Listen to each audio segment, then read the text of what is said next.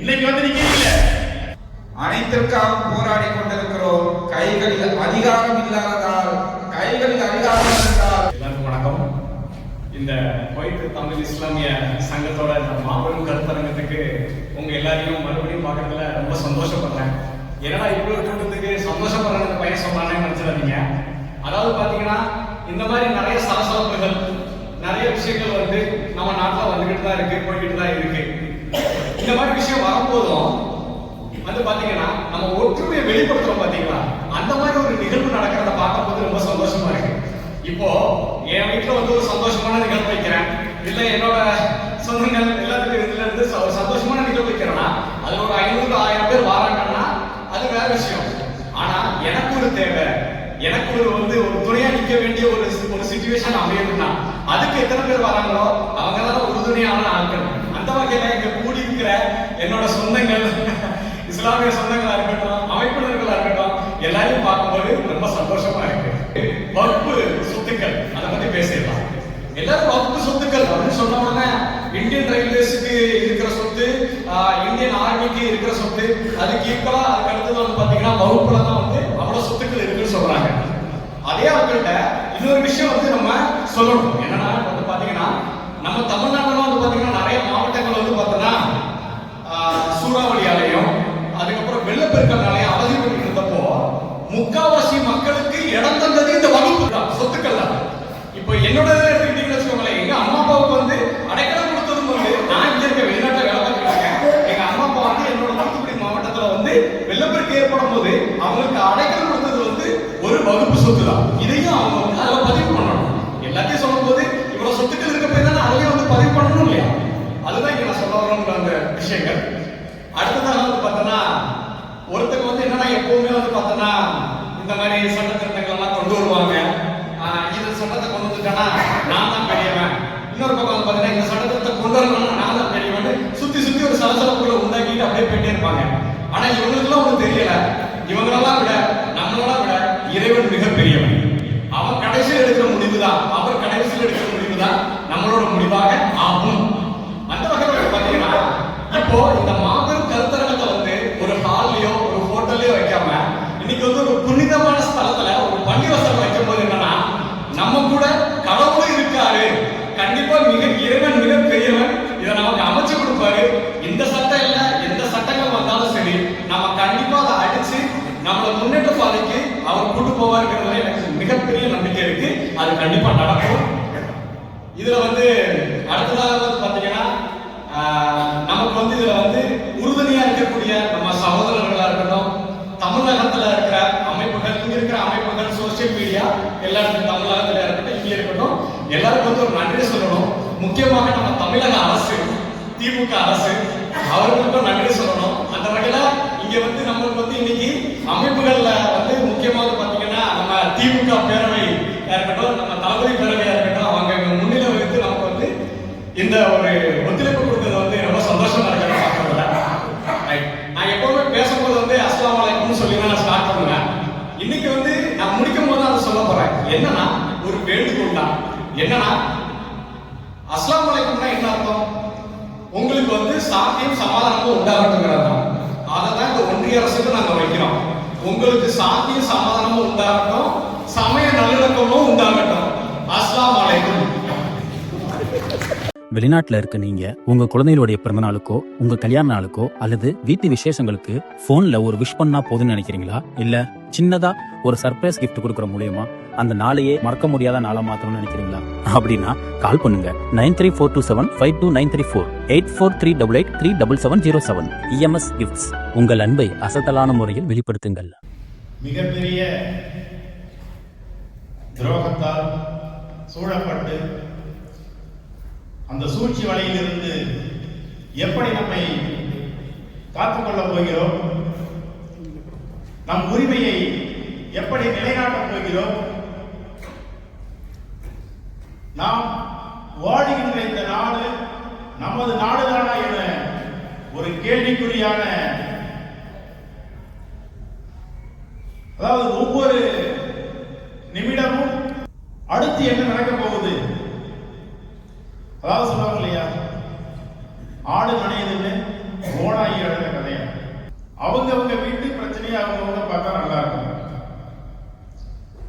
வக்பு அப்படிங்கிற இந்த சட்ட திருத்த மசோதா ஒட்டுமொத்த இஸ்லாமியரையும் தனிமைப்படுத்தக்கூடிய ஒரு செயல். சொன்ன மாதிரி, அதாவது ஒரு சட்ட திருத்தம்னா இது ஒரு இடத்துல திருத்தலாம், 2 இடத்துல திருத்தலாம், 10 இடத்துல திருத்தலாம். 44 இடத்துல நீ சட்டத்தை திருத்தறனா அதுக்கு சட்ட திருத்தம் இல்லை, நீ சட்டத்தை மாற்றுகிறாய். உனக்கு தகுந்தாதோ நீ சட்டத்தை மாற்றுகிறாய். ரொம்ப ஈஸியா சொல்லிட்டீங்க. மாற்று மதத்தினரையும் அதுல கொண்டு வரது. கொஞ்ச நாளைக்கு முன்னாடி ஒரு பிரச்சனை எல்லாருக்கும் தெரிஞ்சிருக்கு. பாபநாசம் பக்கத்துல உள்ள ஒரு கோவில்ல அவர் ஆக்சுவலா ஒரு இந்து தான். அவரை அரங்காவலரா நியமிச்சிட்டாங்க. நர்கீஸ் கான் அவருடைய பேரு. அவருக்கு எதுக்கு அந்த பேர் வச்சாங்க அப்படின்னா, அவங்க அம்மா பிரசவ வழியில பிரசவிக்கிற டைம்ல ரொம்ப கஷ்டப்பட்டு எப்படின்னா நமக்கு இந்த குழந்தை பிறக்கும் அப்படிங்கிற ஒரு சூழ்நிலையில அந்த நேரத்தில் அவங்களுக்கு அறுவை சிகிச்சை செய்து அந்த குழந்தையை காப்பாற்றிய ஒரு மருத்துவர் இஸ்லாமியர். அவருடைய பெயரை அவருக்கு நன்றி செலுத்தும் விதமா அந்த இந்து மதத்தை சார்ந்த அந்த குழந்தைக்கு நர்கீஸ் கான் பெயர் வச்சாங்க. அவர் பிறப்பால் இந்து, வளர்ப்பால் இந்து. அப்படி இந்து மதத்தை சேர்ந்தவரை இந்து அறநிலையத்துறை அவரை அரங்காவலர் அந்த கோயிலுக்கு நிர்ணயிச்சிருக்குது. ஆனால் இந்த பாசிசத்தை சார்ந்த ராஜாவும் இந்து முன்னணியினரும் ஒரு பெரிய போராட்டத்தையே முன்னெடுத்தாங்க. ஏன்னா இவர்களுக்கு என்னன்னா, தொப்பி போட்டு தாடி வச்சுட்டா அவன் தீவிரவாதி, தொப்பி போட்டு தாடி வச்சுட்டா இஸ்லாமியர் அவன் தீவிரவாதி. ஏன்னா இப்படியே தானே காட்டி பழகிட்டோம். திரைப்படத்துல ஒரு வில்லனை காமிக்கணும்னாலே அங்க இஸ்லாமியர் பேரை தான் நம்ம உபயோகப்படுத்தணும். அதுக்கு தானே கை தட்டணும், அதுக்கு தானே விசில் அடிச்சோம். அப்பவே நம்ம கட்டி கேட்டிருந்தோம் அப்படின்னா இன்னைக்கு இந்த நிலைமை கிடையாது. அன்னைக்கு விசில் அடிக்கும் போது நம்மள தாண்டா அவன் சொல்றா தீவிரவாதின்னு, நீ தாண்டா குண்டு வச்சு காமிக்கிறா. அப்ப நம்ம சிந்திக்கல. அப்ப நமக்கு எப்படி இருந்தது? சந்தோஷமா இருந்தது. நம்ம ஹீரோ வில்லன் அடிக்கிறான், அந்த வில்லனை நீ தாண்டா, உன்னை தாண்டா காமிச்சிருக்கான். இன்னைக்கு நிக்கிறீங்களே. இந்த பாபநாசம் சொல்லிட்டு ஒரு படம் எல்லாரும் பார்த்திருப்பீங்கன்னு நினைக்கிறேன். ஒரு கொலையை மறைக்கிறதுக்கு அந்த குடும்பமே சேர்ந்து நடக்காத ஒண்ணு நடந்த மாதிரி கட்டமைச்சிருப்பாங்க. எல்லா இடத்துலயும் அவங்களே போய் நான் இந்த ஹோட்டலுக்கு வந்தேன், இந்த பஸ்ல வந்தேன், இதெல்லாமே ஒரு ஒருங்கிணைச்சு கொண்டு ஒரு நிகழ்வு அங்க காமிச்சிருப்பாங்க. அதே மாதிரிதான் இப்போ இவ்வளவு நாளா இந்த வகுப்பு சொத்துல எந்த பிரச்சனையும் கிடையாது. இப்ப இந்த டிஜிட்டலைஸ் பண்ணாங்க எல்லாத்தையும். அதாவது புதுசா டிஜிட்டல் இந்தியான்னு சொல்றோம் இல்லையா, டிஜிட்டல் இந்தியான்னு சொல்லுவோம். ஒரு தேர்தலை 10 தடவை நடத்துவானா, ஒரே நாடு ஒரே தேர்தல் நம்ம முன்னேறதுக்கு ரொம்ப பாடுபடுவோம். கேட்டா டிஜிட்டல் இந்தியா. இந்த டிஜிட்டலைஸ் பண்ணதுல வந்த சில குழப்பங்கள் தான் இன்னைக்கு முக்கியமா இந்த வகுப்பு சொத்துகளுக்கு எல்லாம் பிரச்சனையை கொண்டாந்து நிறுத்திருக்கு. ஆனால் இதையெல்லாம் பார்த்துக்கிட்டு யார் சும்மா இருக்காங்க இல்லையோ, நாங்க சும்மா இருக்க மாட்டோம். திராவிட முன்னேற்ற கழகம் சும்மா இருக்காது, தளபதி மு.க. ஸ்டாலின் சும்மா இருக்க மாட்டாரு. இந்த திருட்டுத்தனமா ராத்திரியில் எது செஞ்சாலும் எவனுக்கு தெரியாது. நைட்டு 2 மணிக்கு மக்களவையில இந்த சட்டத்தை நிறைவேற்றுறாங்க. எதனா நைட்டு 2 மணிக்கு. அப்ப கனிமொழி கேட்கிறாங்க, மணி என்னடாச்சு? 2 மணிடா. 2 மணிக்கு தான் நீங்க ஒரு சட்டத்தை உறுதிப்படுத்துறீங்க. அதே சேம் மாநிலங்களவை அன்னைக்கு கூட்டம் முடியும் போது அதிகாலை 3:57. இது எப்படி கரெக்டா அந்த டைமா சொல்றோம் அப்படின்னா, அன்னைக்கு நாங்க ஒரு நிகழ்ச்சி வச்சிருந்தோம். அன்னைக்கு அண்ணன் அப்துல்லா அவர்கள் அந்த நிகழ்ச்சியில காணொலி மூலமா கலந்து கொண்டு பேச வேண்டியவர். அவர் எனக்கு மெசேஜ் போறாரு, குரல் பதிவு போடுறாரு. அண்ணே 3:57 வரைக்கும் நடந்ததுன்னு பாராளுமன்றம் இப்பதானே வெளியில வரோம். அன்னைக்கு பாராளுமன்றம் மாநிலங்களவையிலும் நிறைவேற்றிட்டாங்க. இது மாதிரி திருட்டுத்தனமான குறுக்கு வழியில நீங்கள் கொண்டு வரக்கூடிய எந்த சட்டமாக இருந்தாலும் அதை சட்டத்தின் முன்னிறுத்தி கண்டிப்பாக வெற்றியை தேடி தருவோம். எங்கள் தொப்புள் கொடி உறவுகளை என்னாலும் விட்டுவிட மாட்டோம். நீங்கள் வடநாட்டில் வேணா நீங்க மதச்சாயத்தை பூசலாம், மத சட்டையை கொண்டு வரலாம். ஆனால் தமிழகம் ஒருபோதும் அதை விட்டுக் கொடுக்காது. வருகின்ற நாளில், அதாவது இப்ப நம்ம ஸ்டே வாங்கிட்டோம். உண்மையிலேயே இன்றைய நிகழ்வுல நான் ரொம்ப சந்தோஷமா இருக்கேன். ஏன்னா ஒவ்வொரு சட்ட போராட்டத்தையும் நம்ம வென்றுகிட்டு தான் இருக்கு. ஏன்னா சட்டத்தை, அதாவது நீங்க சட்டத்துல எந்த ஓட்டையில போய் எந்த ஓட்டையில வெளியில வந்தாலும் சரிதான், இந்திய இறையாண்மைக்கு உட்பட்டு நமது சட்டத்தை அவங்க எப்படி மறைக்க நினைச்சாலும் அதை கையில் எடுத்து அதை வெற்றி காண்பதை திராவிட முன்னேற்ற கழகம் கண்டிப்பாக இந்த வகுப்பு சட்ட திருத்தத்தையும் மாற்றி அமைத்து மீண்டும் நமது உரிமையை நிலைநாட்டும் என்று கூறி எனக்கு வாய்ப்பளித்தமைக்கு நன்றி கூறி விடைபெறுகிறேன். நன்றி, வணக்கம். தமிழ் இஸ்லாமிய சங்கம் ஏற்பாடு செய்திருக்கிறது. இந்திய ஜனநாயகம் தனது இறுதி காலத்தில் இருக்கும் நேரத்தில் நம் தேசத்தின் அவலங்கள் அனைத்தும்